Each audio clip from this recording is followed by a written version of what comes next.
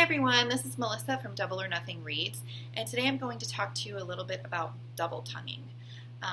One of the most common questions I used to get in my oboe studio was, is it possible to double tongue on the oboe? And the answer is an overwhelming yes. It's possible, and it can save your life in a lot of really tricky passages in music. For me, I had to learn how to double tongue because my single tongue by nature is just very, very slow. So today I'm going to show you a method that worked for me when I was learning how to double tongue. There are lots of different methods out there. This is one of the most common, and if you're interested in inserting double tonguing into your practice routine and into your oboe playing, then this is a really great way to get started. Now, the general rule is you need to learn how to double tongue if you cannot single tongue 16th notes at a beat of quarter note equals 120 on your metronome. So the first thing you should do is click on your metronome to 120 and see if you can just consistently tongue 16th notes on an easy pitch like a B flat or a C. If you can, then maybe you don't need to learn how to double tongue.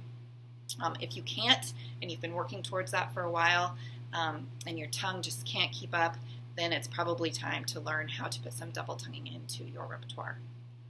So, the first thing I would do is we're going to think of two different sounds when we double tongue. We're going to think of ta and ka. That's a T and a K. Now, some people think da and ga, D and G. And if that works for you, then go with D and G. For me, ta and ka always worked the best, so that's what I'm going to demonstrate here. So again, we're going to pick just a super easy pitch, one that just naturally responds easily in the middle of the register, and we're going to start there. So the first thing I would do is put your metronome on quarter note equals 60, and then you are going to do ta and ka into your oboe and try to make the ka sound sound the same as the ta sound. So you want there to be no difference in those sounds, ta and ka. Now think about in your mouth where the ta sound comes from, and that's obviously the very tip of your tongue, ta right behind your top teeth. And the ka sound obviously comes from a very different place in your mouth. It comes from ka, the back of your mouth and the roof of your mouth and the back part of your tongue. So you're using two totally different parts of your tongue and two different parts of your oral cavity in order to make those sounds. So we need them to sound exactly the same.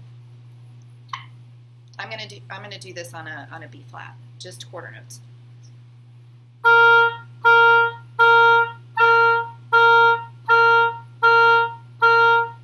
So in my mouth and in my head, I'm hearing a very sharp ka. In fact, in my head, it sounds like it's clicking a little bit.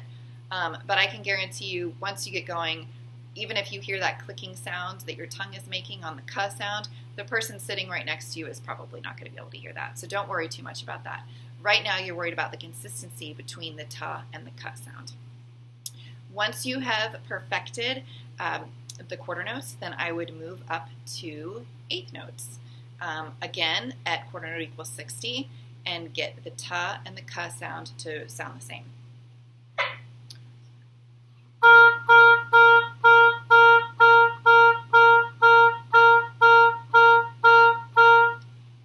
Once you have perfected the eighth notes, then it's time to move up to 16th notes.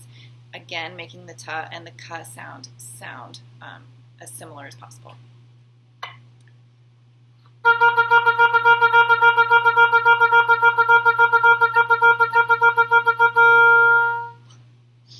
Once you've perfected that, then move your metronome up a notch to 62, 64, just a couple clicks, and start the process over again with quarter notes, and then eighth notes, and then 16th notes.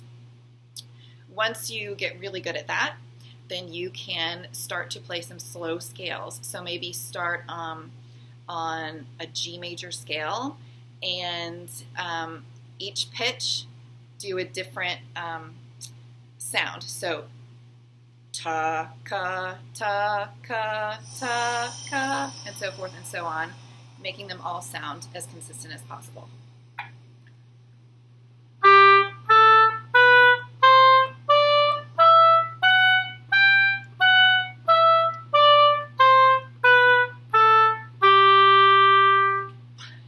like everything else, double tonguing can be practiced on scales, and it's in fact one of the best ways to learn it. So I hope that these tips have been helpful for you. If you have any questions at all, please feel free to reach out to us at contact@deannereads.com, and we will be happy to answer any questions that you have.